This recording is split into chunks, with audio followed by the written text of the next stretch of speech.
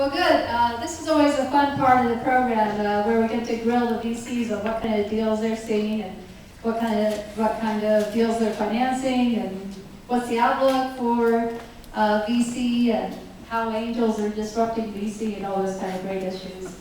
I'd like to ask each one of the panelists to talk about how they find the venture landscape right now, and how it might compare to maybe a couple years ago, particularly with it as regarding China-U.S. cross-border.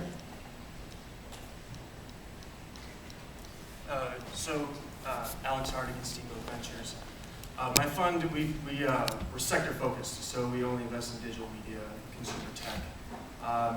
And so I'm spending a lot of time looking at both the consumer tech side and what we call the enabling technology side, so ad tech, analytics, media cloud stuff.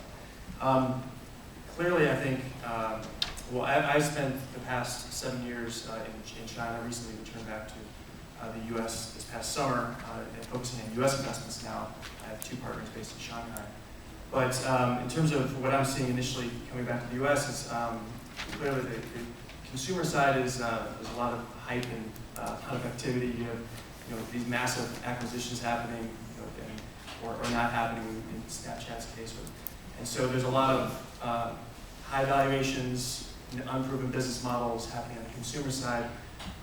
But that said, I think on the enabling tech side, I'm seeing some very interesting companies emerge in the ad tech space, and as you're seeing the social ad tech side, mobile ad tech side, where you're seeing sizable companies proving out business models, getting to large scale, and some interesting technologies that are emerging, as well as exits and M&A and the IPO side that are reasonable. So I'm seeing it sort of there's the opportunities, but you have to watch out for the pitfalls and some of the frothiness out there. Hans? I think you're next in line. Okay, my profile is quite similar to Alex. I've invested in China the last 8 years, just moved back last summer as well. So you started seeing some kind of trend going on. More VCs and more entrepreneurs from China, who have been in China for a while, are looking at either relocating back to the Bay Area or put their family in Hong Kong and Singapore. They still do a lot of China investing. So I was, in my previous firm, I was an early investor in Xiaomi. So I have 2 Xiaomi phones with me. I use them very often here. And helped to recruit Hugo to join the Xiaomi as well, leading Android. I don't think we can do that. And GGV is an early investor in Alibaba. We helped Alibaba to invest in Quixi, which is a portfolio company of Yasim as well. You just start seeing a lot more activities across border. And over the last 10 years, it has been China-US separate, copied in China with lots of localization kind of model. That playbook is changing, and that's why Alex and I and David are investing in the space. We see a lot more cross-border teams forming. Wish and Canport, especially Wish, is a great example. You guys heard from Peter today, and he has a co-founder, Danny, that's originally from China. Canport has a lot of Chinese-related investors because they get the model of how to monetize traffic in mobile gaming. So you'll see a lot more of that going forward. And in the O2O space, something like Uber, not in the sensitive media space, will expand to China, we'll try to, because it's something that the government is not going to be as restrictive on. China needs help on the implementation. There was meet certain challenges in different cities, but overall, directionally, that's where China needs more help on. So it provides some opportunity for U.S. startups to expand into. We just closed around, participate in Flipboard's most recent activity, and China is the 2nd largest market for Flipboard. So you also see U.S. companies, which historically have failed in China, have some chance because of mobile in the next 10 years. And that's why we're very excited about that. On a larger scale, valuation is high. Everybody knows that. Uber, when the round got done at over $3 billion last summer, everyone thought it was crazy. Now, run rate for Uber has tripled since that round. People don't think that valuation is as crazy anymore. It got more revenue faster than Twitter did, and people started thinking differently about hotel. But how long can this bull market last? I bought stocks for my own portfolio, like Uber and Autohome, towards the end of last year, they've done well, but every day I'm watching the price. If they drop more than, say, 10-15%, I may sell. So people are definitely cautiously optimistic, and keep on watching what's going on. And roughly about 1/3 of my assets in stock and bonds, the rest are in cash right now, because I want to see, if the major correction going on, I can start participating. Having said that, Tencent, because of WeChat, over the last 1 year alone, doubled the market cap. It's very, very interesting times. And there's nothing else I want to do right now than what I'm doing, because it's so fun and interesting. Lots of stuff going on in both economies, and these are the two largest mobile markets in the world. Jim Boettcher. Okay, hello everybody, Jim Boettcher. I was asked by Liam Casey, the founder and CEO of PCH, to welcome you all here tonight. I met Liam at CES in 2005, and we Yeah, began. Liam is actually here tonight. Yes, he is. He's hiding around the corner there. Yeah. Liam. There he is. He's the man responsible for us being here tonight. So we worked together for a couple of years before leading the Series A in 2008, and it's been a real rocket ride since then. And this is a manifestation of the vision of Liam and how there's a brave new world driven by the Internet of Things, the mobile platform and mobile devices and cloud computing and SaaS platforms. And these are creating tremendous opportunities for new entrepreneurs to come up with hardware ideas and come to a company like PCH with basically a concept and an idea, and they can walk them through the conceptualization, the prototyping, the manufacturing for manufacturability, the design, find the right supply chain out of China, even to design packaging and the shipping, and provide even some working capital financing. So somebody can have an idea today and be shipping a product in a matter of months, whereas before hardware was a very difficult thing to do. So I think this is a bit of a new paradigm, and we're very excited to have this new platform here in San Francisco with the Highway 1 incubator as well as an accelerator, and of course Line Labs, which was the industrial design outfit that we acquired. I think the Internet of Things is an interesting area that's creating opportunities both in the US and in China. And one of the things I'm seeing is some transfer of ideas and technologies from China now to the US, because we're working with a medical telemedicine company that has a cloud computing platform in China. They're working in hospitals, they're working with Shanghai Pharma in 300 stores for trials, and they're working with retirement homes. And they provide in-home monitoring. In the Shanghai Pharma stores, they work with the pharmacies, work with the nutritionists, and work to provide medical devices. These endpoint devices then are communicated to the cloud platform and go to the doctor or relative, depending on the need. PCH has a company called Lively, which does medical devices for homes and the elderly, where you can put sensors around the house, and if your mother doesn't open the refrigerator every day, or she falls or something like that, the loved ones are immediately notified. But I think so.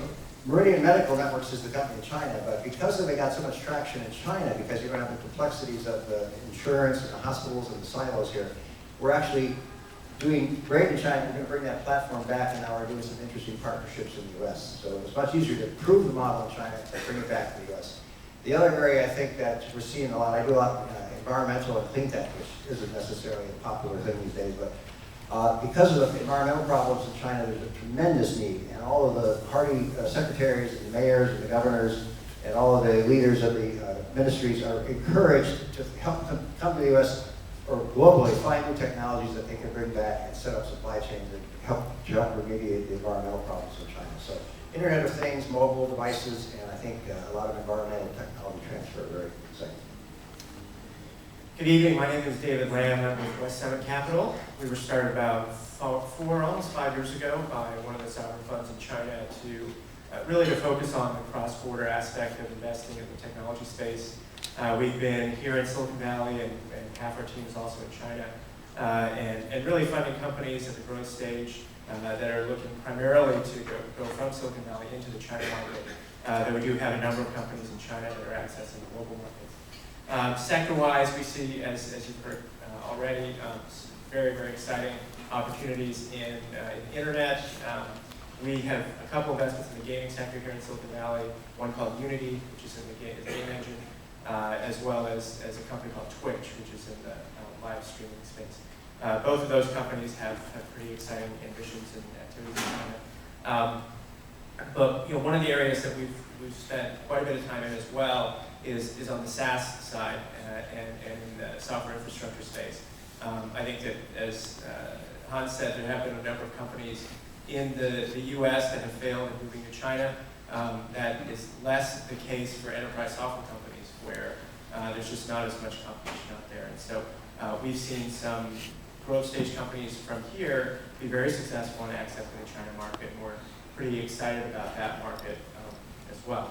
We have some staff that are more business development oriented, flying back and forth between China and the US, and they've got their hands full because there's just a tremendous amount of interest. And it continues to surprise us in a good way how much enthusiasm there is for companies here in Silicon Valley to go to China, and also how welcoming China is for many companies that are leaders in their space. And I think one final comment here is that I think Silicon Valley has really established itself as the innovation capital of the world. And I think China, over the last 10 years as well, has established itself as a massive technology market and a consumer of technologies, both domestic and foreign. So I think what we're seeing now is an opportunity for both sides to play out to their strengths, and that's why all of us here on the stage are doing what we do. Cross-border, right. Chris Evdemon from Innovation Works. Yeah, myself, just like Alex and Hans, I've spent the last 6 years in Beijing, and I just arrived here for the last couple of months. Up until about a year ago, Innovation Works is very much a truly early stage, almost entirely China-focused venture fund with a large incubation space and a very large team of professionals, not just investment professionals, but a little like Andreessen Horowitz over here, offering a lot of different services to our portfolio companies in-house. So up until a year ago, 100% of our activity was focused on the domestic China market. But we started realizing that while several spaces were cutthroat competitive and are still today cutthroat competitive, especially in the early stage, there were a lot of sectors that were underserved or almost entirely overlooked by Chinese entrepreneurs for a variety of reasons, different in each sector's case. So we thought we should start a small experimental program, maybe 5% or 10% of our activity and of our funds. In total, we managed about $500 million to be put here into the market with a China cross-border angle in these overlooked and underserved spaces. These are, David already suggested, one of them that we see here is obviously the P2P software as a service productivity tools and real-time communication tools for the small to medium-sized enterprise. There's no Salesforce.com in China. There are no mini CRM tools. There are no in-browser or completely browser-based communication tools for people working in small to medium-sized, in the long tail of the enterprise. And there are good reasons why it hasn't happened so far in China, but we do feel that space is coming. And we cannot necessarily afford to wait until the Chinese entrepreneurs are starting to flock that space. A second space that we're very, very interested in with a very clear China cross-border angle is actually all kinds of developer tools, especially mobile developer tools. People forget that actually China has the largest mobile developer community in the world. And these guys are not only developing for the domestic China market, but they're actually developing for the entire world. A lot of the things you're using on a day-to-day basis, you wouldn't know it necessarily, but they're actually being developed by a team of 10, 15, 20 people sitting in a rusty apartment in Beijing or in Shanghai or wherever else in China. These guys need tools, and a lot of the innovation around, for example, the next generation of analytics, mobile A/B testing, parse type of SDKs are actually being developed here, but they have a huge potential marketplace in China in terms of that developer community in China. Another sector we are very, very interested in with a clear, again, cross-border angle is connected devices. We had a couple of speakers today.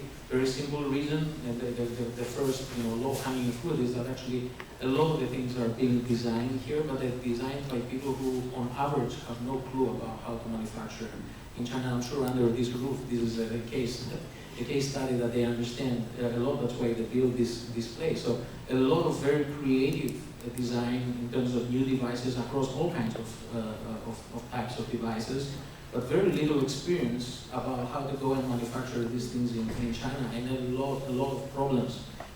We have one such portfolio company. Vlad is here today from Sweden. He just came back right from Shenzhen, and if I could pass the microphone, he would speak for the next two hours about all the troubles and issues and challenges that they are facing building their very smart and elegant device over there.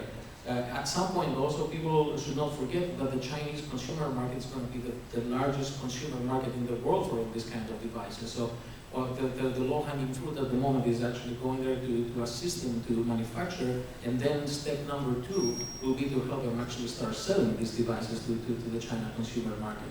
Last but not least, online education.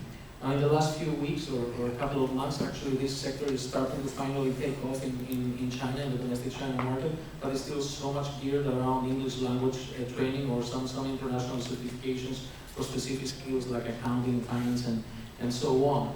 And there's a lot of activity online and offline in this respect, but there's a wide spectrum of online education that hasn't even started. So anything that is around specific, tangible, post-secondary skill set that helps you get a better job or improve your current job, and it's content-oriented, is something that we find extremely interesting and very portable to the Chinese market. So I've been sent here as 80% of my job to do that. There is the other angle also, which I think Hans alluded to, more and more mature startups or pre-IPO stage startups, or of course all the publicly listed companies in the Chinese internet space, they're finally coming out. So we also want to have a small team over here to use as a soft landing spot and as a resource pool for our portfolio companies who are now reaching this stage. Well, I feel kind of left out. I think I'm the only person who hasn't relocated from China in the last 6 months. My name is Nazar, Yasim, with Rise Capital. It's a firm that invests in internet companies in emerging markets, so the BRIC markets and frontier markets as well. Started Rise about 9 months ago, left my prior firm, Tiger Global, before that, where I led a number of our investments in those markets, in China, other emerging markets in the US. One company, YY, which Alex, myself, and Hans' partner, Jenny, all sat on the board of. That was a fun time and a happy ending for everybody. Fantastic company. You know, having done that, and then I used to run the largest social network in Russia, which we sold to Nazar.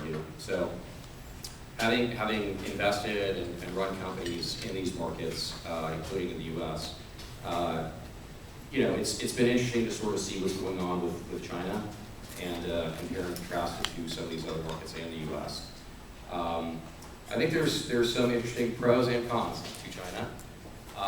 You know, on the pro side, fantastic innovation coming out of China, really fantastic.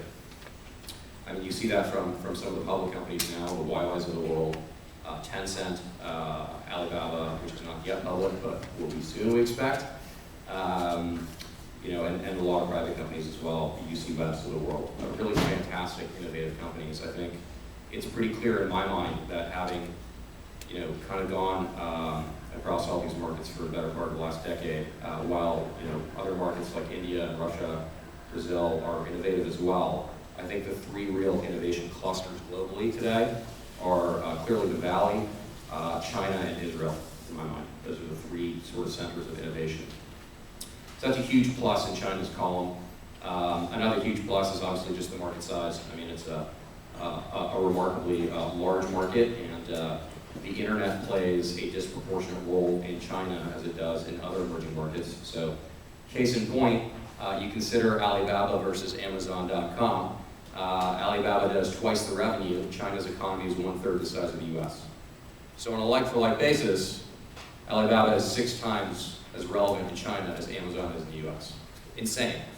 You know, if you live in the US and you're a Prime customer and you're shopping on Zappos and, you know, diapers.com, and it's such a pervasive part of your life, and Alibaba is 6 times more relevant in China. So, you know, tremendous market opportunity in China. So you combine that innovation with that market opportunity, it's fantastic. I think, you know, what concerns me though, maybe I'm just kind of chicken a little bit, is just the valuations in China. And in the U.S. to a certain extent, while large market opportunities are great, eventually, sort of putting my public market investor hat on, I used to be a Tiger a little bit, and a Goldman before that. It's eventually fundamentals matter, right? So eventually you've got to be generating some profit, and that concerns me that private market valuations in China have certainly crept up and have stayed quite punchy. I'd say that public market valuations are, more or less reasonable. If companies are growing their bottom line at 70% year over year, and they're generating profits, then a 70x multiple on those revenues, on those profits is pretty reasonable, right? Given the growth, you're getting rewarded for the growth in profits. As an investor, you buy cash flow, right? The private market valuations concern me in China, they concern me in the U.S. as well. Maybe it's just because I see much lower valuations on a relative basis